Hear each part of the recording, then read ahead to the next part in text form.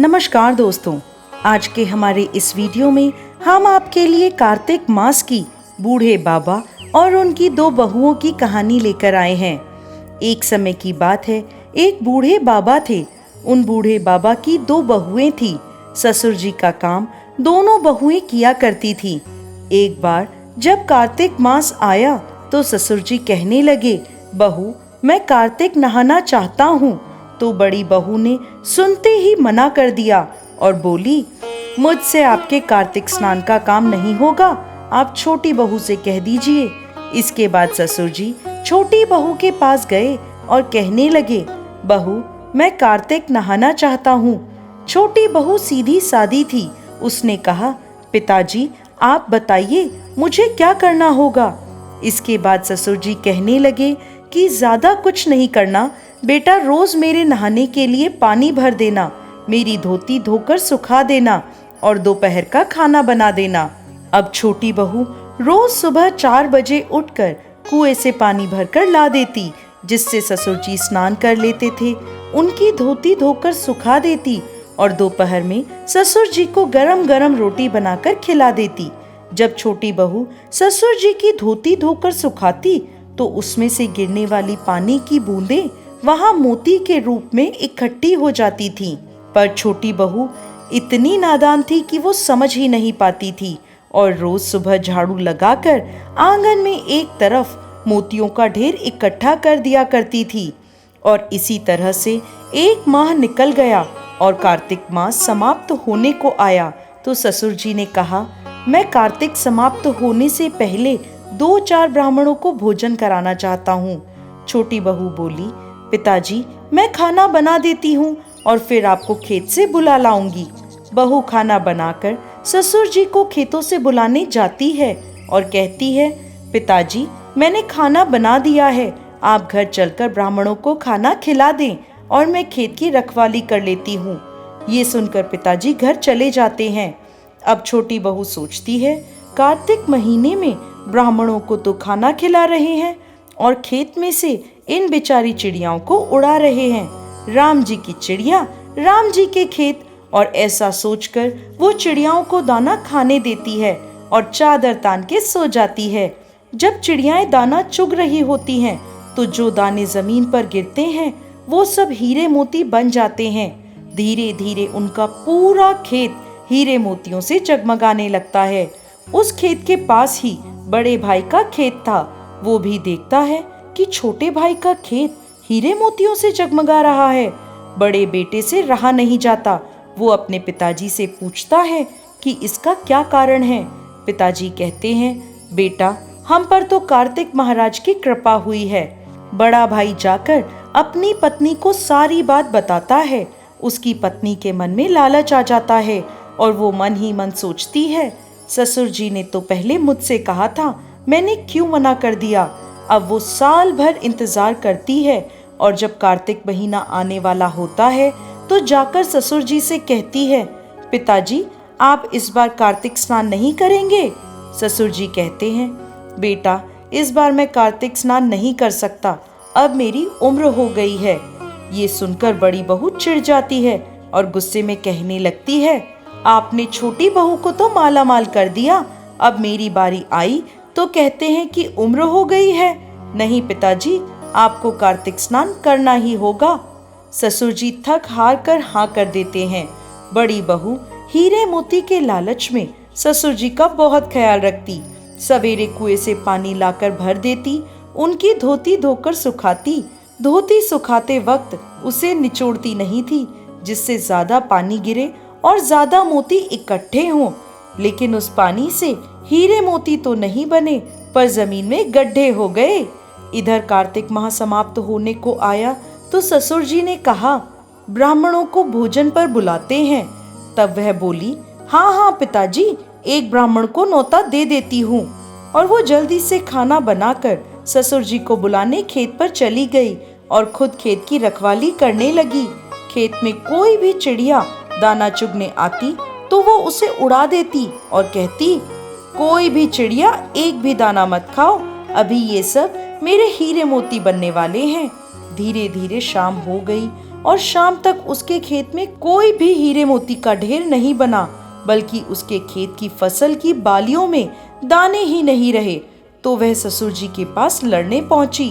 तब ससुर जी ने कहा, बहू, तूने तो देखा देखी पैसे के लालच में मेरी सेवा करी, जबकि छोटी बहू ने तो निस्वार्थ भाव से मेरी सेवा की थी, इसलिए उसे कार्तिक महाराज की कृपा मिली। और तूने देखा देखी करी, लालच करा, तो तेरी फसल खराब हो गई। हे कार्तिक महाराज, जैसे आपने छोटी बहू पर कृपा करी, वैसे ही सब पर करना, और जैसी बड़ी बहू पर करी, वैसी किसी पर भी मत करना। कथा अधूरी हो तो पूरी करना, और पूरी हो तो मान करना। जय कार्तिक महाराज। एक समय की बात है, किसी नगर में एक ब्राह्मण दंपति रहते थे। वो दोनों प्रतिदिन 7 कोस दूर गंगा यमुना नदी में स्नान करने जाते थे। इतनी दूर आने जाने से ब्राह्मण की पत्नी थक जाती थी। एक दिन उसने अपने पति से कहा कि यदि हमारे एक पुत्र होता तो कितना अच्छा रहता। पुत्र के बहू आती तो हमें घर वापस आने पर खाना बना हुआ मिलता, और बहू घर का काम भी कर देती। अपनी पत्नी की बात सुनकर ब्राह्मण ने कहा कि तुमने बात तो सही कही है, चलो मैं तुम्हारे लिए एक बहू ला ही देता हूँ। ब्राह्मण ने कहा कि एक पोटली में आटा डालकर कुछ मोहरे रख दो। ब्राह्मण के कहे अनुसार ब्राह्मणी ने पोटली बांधकर दे दी। पोटली लेकर ब्राह्मण चल पड़ा। सफर के दौरान ब्राह्मण ने यमुना नदी के किनारे बहुत ही सुंदर कन्याएं देखी। वो रेत के घर बनाकर खेल रही थी। सभी लड़कियां रेत से बने घर बिगाड़कर अपने अपने घर जाने लगी, तो उनमें से एक लड़की बोली, मैं अपना घर नहीं बिगाड़ूंगी, मुझे तो रहने के लिए ये घर ही चाहिए। लड़की की बात सुनकर ब्राह्मण मन ही मन सोचने लगा कि बहू बनाने के लिए यही लड़की उचित है। जब वह जाने लगी तो ब्राह्मण भी उसके पीछे पीछे उसके घर तक चला गया। वहां जाकर ब्राह्मण ने लड़की से कहा, बेटा, कार्तिक मास चल रहा है, इसलिए मैं किसी के घर खाना नहीं खाता। मैं अपने साथ आटा लेकर आया हूँ। तुम अपनी माता से पूछो कि क्या वो मेरे लिए आटा छानकर रोटी बना देगी। यदि वह रोटी बना देंगी तो मैं खाना खा लूंगा। लड़की ने जाकर अपनी माँ को सारी बात बता दी। माँ ने कहा, ठीक है, जाकर ब्राह्मण देव से कह दो कि वह अपना आटा दे दे, मैं रोटी बना देती हूँ। जब वह आटा छानने लगी तो आटे में से मोहरे निकली। वह सोचने लगी, जिसके आटे में इतनी मोहरे हैं, उसके घर में कितनी मोहरे होंगी। जब ब्राह्मण खाना खाने बैठा तो लड़की की माँ ने उस ब्राह्मण से पूछा, क्या आपका कोई लड़का है? ये सुनकर ब्राह्मण ने कहा, मेरा लड़का तो काशी में पढ़ने गया हुआ है, लेकिन यदि तुम कहो तो मेरे बेटे की कटार है, उससे तुम्हारी बेटी विवाह कर सकती है और मैं उसे अपने साथ ले जाऊंगा। लड़की की माँ ने कहा, ठीक है ब्राह्मण देव। इस पर लड़की की माँ ने लड़के की कटार से लड़की की शादी करके उसे ब्राह्मण के साथ भेज दिया। ब्राह्मण ने घर आकर कहा, रामू की माँ, दरवाजा खोलकर देखो, मैं तुम्हारे लिए बहू लेकर आया हूँ। ब्राह्मण की पत्नी आई और बोली, हमारे तो कोई बेटा नहीं, फिर बहू कहाँ से आ गई? दुनिया ताने मारती थी, अब आप भी मारने लगे। ब्राह्मण बोला, तुम दरवाजा तो खोलकर देखो। जब ब्राह्मणी ने दरवाजा खोला तो सामने बहू को खड़ा देखा। उसने उसका आदर सत्कार किया और उसे अंदर ले गई। अब जब ब्राह्मण अपनी पत्नी के साथ कार्तिक का स्नान करने जाता तो पीछे से बहू घर का सारा काम करके और खाना बनाकर रख देती थी। इस तरह बहुत से दिन बीत गए। ब्राह्मणी ने अपनी बहू से कहा कि बहू, कभी भी चूल्हे की आग मत बुझने देना और मटके का पानी खत्म मत होने देना। लेकिन एक दिन चूल्हे की आग अचानक बुझ गई।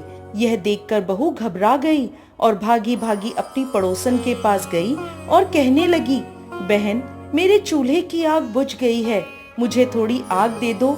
मेरे सास ससुर सुबह 5 बजे के गए हुए हैं, वो थके हारे घर आएंगे, इसलिए मुझे उनके लिए खाना बनाना है।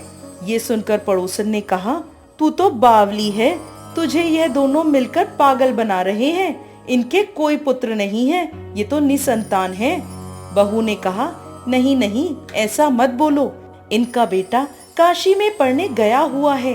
इस पर पड़ोसन ने कहा, ये झूठ बोलकर तुझे ब्याह लाए हैं। मेरी बात मान, इनके कोई बेटा नहीं है। अब बहू पड़ोसन की बातों में आ गई और कहने लगी, अब आप ही बताओ मैं क्या करूं? पड़ोसन ने कहा, करना क्या है, जब तुम्हारे सास ससुर आए तो जली हुई रोटियां बनाकर देना और बिना नमक की दाल बनाकर देना। खीर की करची दाल में और दाल की करची खीर में डाल देना। पड़ोसन ने उसे अच्छे से सिखा पढ़ा दिया। फिर जब उसके सास ससुर घर आए तो उसने ना तो उनका आदर सत्कार किया, ना ही उनके कपड़े धोए। जब उसने सास ससुर को खाना दिया तो सास बोली, बहू आज ये रोटियां जली हुई क्यों हैं और दाल में भी नमक नहीं है? तब बहू ने पलटकर कहा, एक दिन ऐसा खाना खा लेंगे तो कुछ नहीं बिगड़ जाएगा। सास ससुर को खरी खोटी सुनाकर वो फिर से पड़ोसन के पास गई और बोली कि अब आगे क्या करना है? पड़ोसन ने कहा, अब तुम सातों कोठों की चाबी मांग लेना। अगले दिन जैसे ही वो स्नान करने जाने लगे तो बहू सामने आकर खड़ी हो गई। बोली, मुझे तो सातों कोठों की चाबी चाहिए। ससुर के कहने पर सास ने उसे चाबी दे दी।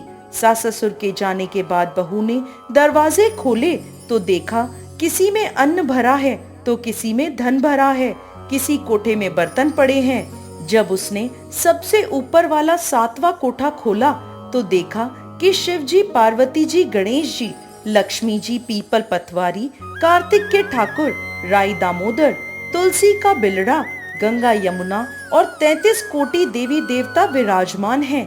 वहीं पर एक लड़का चंदन की चौकी पर बैठा माला जप रहा है। यह देखकर उसने लड़के से पूछा, तुम कौन हो? तो लड़का बोला, मैं तुम्हारा पति हूँ। अभी दरवाजा बंद कर दो, जब मेरे माता पिता आएंगे तब दरवाजा खोलना। यह सब देखकर बहू बहुत खुश हुई। 16 श्रृंगार कर, सुंदर वस्त्र पहनकर अपने सास ससुर का इंतजार करने लगी। जब उसके सास ससुर घर पर आए तो उसने उनका आदर सत्कार किया और प्रेम पूर्वक खाना खिलाया और कहने लगी, माँ जी, आप इतनी दूर गंगा यमुना स्नान करने के लिए जाती हो तो थक नहीं जाती? आप घर पर ही स्नान क्यों नहीं कर लेती? ये सुनकर सास कहने लगी, बेटा, गंगा यमुना घर पर तो नहीं बहती। तब उसने कहा, हाँ माँ जी, बहती हैं, चलो मैं आपको दिखाती हूँ। जब बहू ने सातवां कोठा खोलकर दिखाया तो उसमें शिव जी, पार्वती जी, गणेश जी, लक्ष्मी जी, पीपल पतवारी, कार्तिक के ठाकुर राई दामोदर, तुलसी जी का बिलड़ा, गंगा यमुना बह रही थी और 33 कोटि देवी देवता विराजमान थे। वहीं चौकी पर बैठा एक लड़का माला जप रहा था। माँ ने उसे देखकर कहा, बेटा तुम कौन हो? लड़का बोला, माँ मैं तुम्हारा ही तो बेटा हूँ। ब्राह्मणी ने पूछा, तुम कहाँ से आए हो? लड़के ने जवाब दिया, मुझे कार्तिक के देव ने भेजा है। यह सब सुनकर ब्राह्मण और उसकी पत्नी की खुशी का कोई ठिकाना नहीं रहा।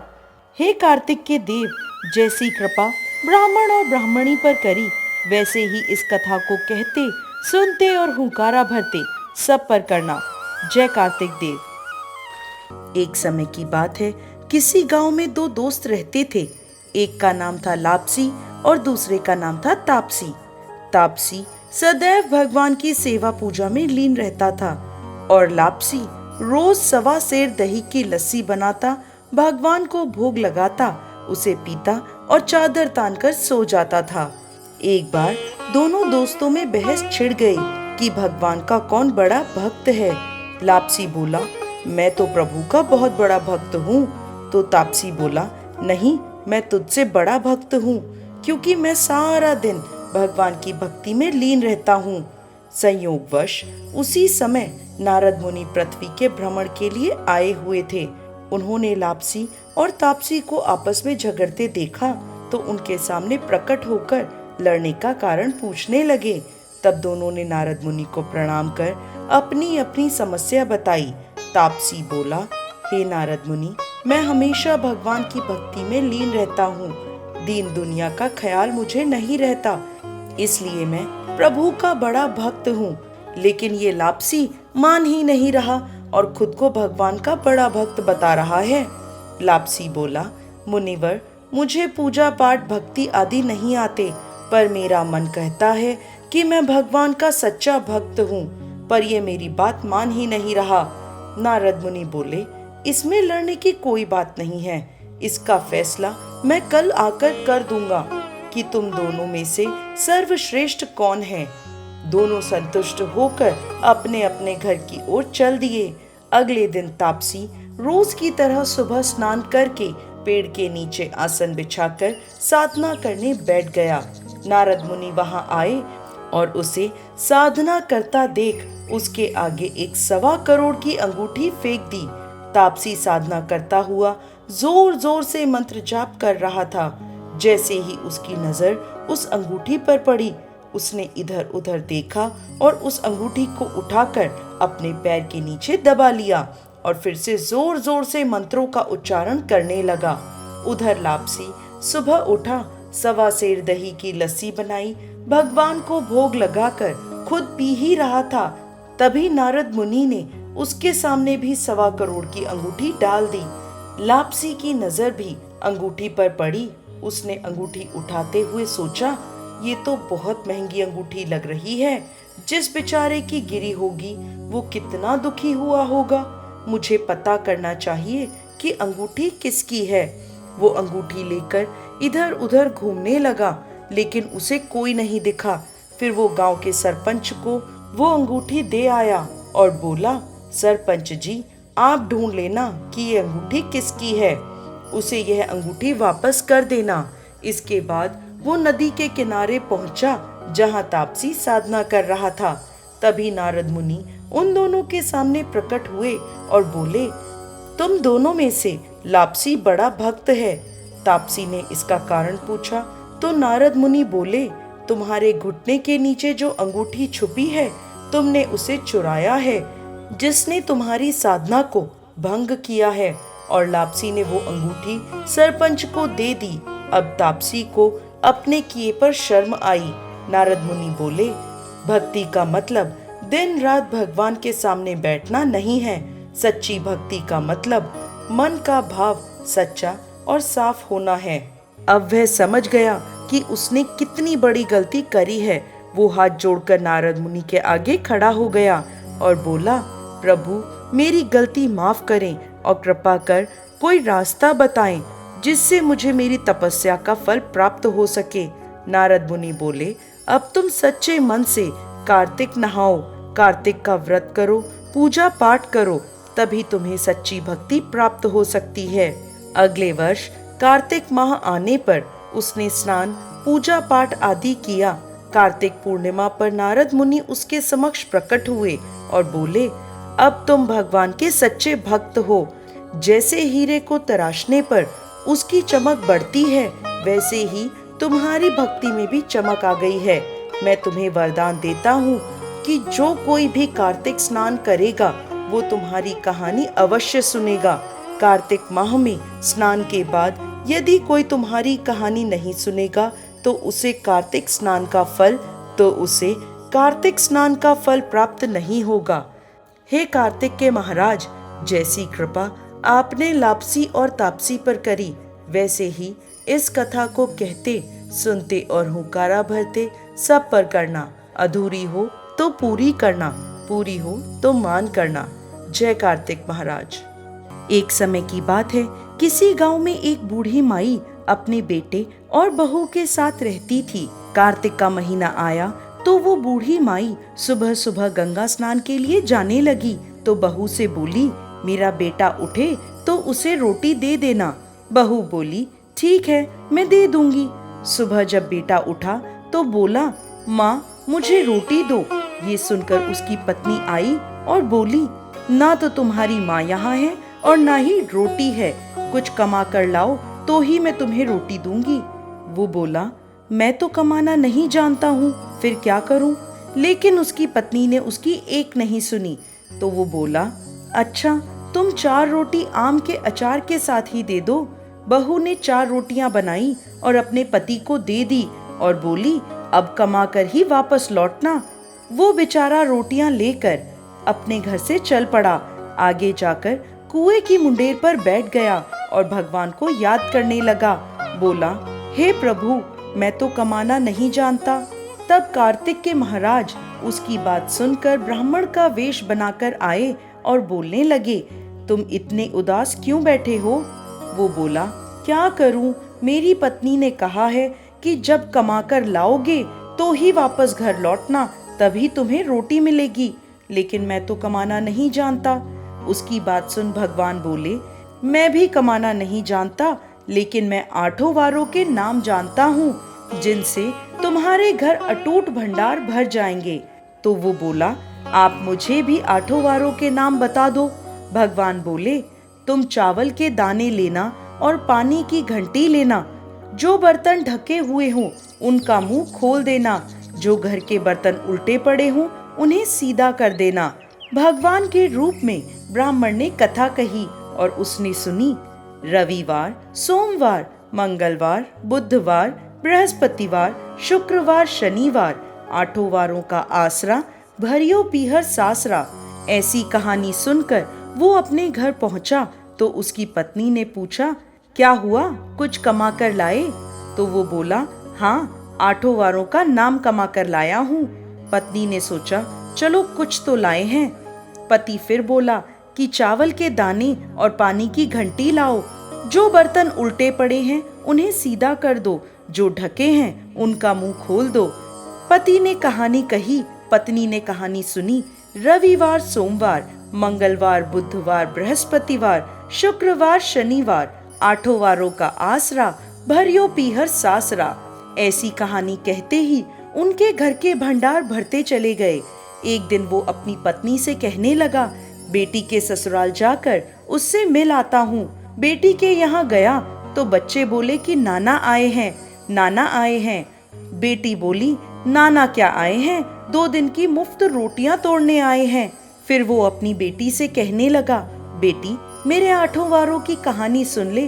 बेटी ने जवाब दिया, पिताजी मेरा मुंह झूठा है। ये बात सुनकर वो भूखा ही सो गया। अगले दिन बेटी को पिता पर तरस आ गया तो कहने लगी, पिताजी आप अपनी कहानी अब मुझे सुना दो। तो पिता बोला, चावल के दाने लाओ, पानी की घंटी लाओ। जो बर्तन उल्टे हैं उन्हें सीधा करो, जो ढके हैं उनका मुंह खोल दो। पिता ने कही, बेटी ने सुनी। रविवार, सोमवार, मंगलवार, बुधवार, बृहस्पतिवार, शुक्रवार, शनिवार, 8 वारों का आसरा, भरियो पीहर सासरा। बेटी के भी अटूट भंडार भरते चले गए। वो टोकरे भर भर कर बांटने लगी। बेटी की पड़ोसन ने जब कहा कि तुम तो कहती थी कि तुम्हारा बाप कुछ नहीं लाया, ये जो इतना सामान तुम बांट रही हो ये कहाँ से आया है? बेटी ने जवाब दिया, मेरे पिता तो खाली हाथ ही आए थे, ये तो 8 वारों की कहानी का फल है। पड़ोसन बोली, अपने पिता को कहो कि वो हमें भी 8 वारों की कथा सुना दें। पिता ने कहा, आज तो मेरा मुंह झूठा हो गया है, लेकिन कल मैं कहानी सुना दूंगा। दूसरे दिन पिता ने बेटी की पड़ोसन को भी 8 वारों की कहानी सुनाई, जिससे उसके घर में भी अटूट भंडार भरते चले गए। हे कार्तिक के महाराज, जैसे ब्राह्मण की 8 वारों की कहानी से सबके भंडार भर गए, उसी तरह से कथा को कहने वाले, सुनने वाले, हुंकारा भरने वाले सब पर कृपा करना। अधूरी हो तो पूरी करना, पूरी हो तो मान करना। जय कार्तिक महाराज। एक समय की बात है, पाल माता, पतवारी माता और विनायक जी महाराज में झगड़ा हो गया। सब आपस में स्वयं को बड़ा बताने लगे। तभी वहां से कार्तिक स्नान करने के लिए एक ब्राह्मण का लड़का जा रहा था।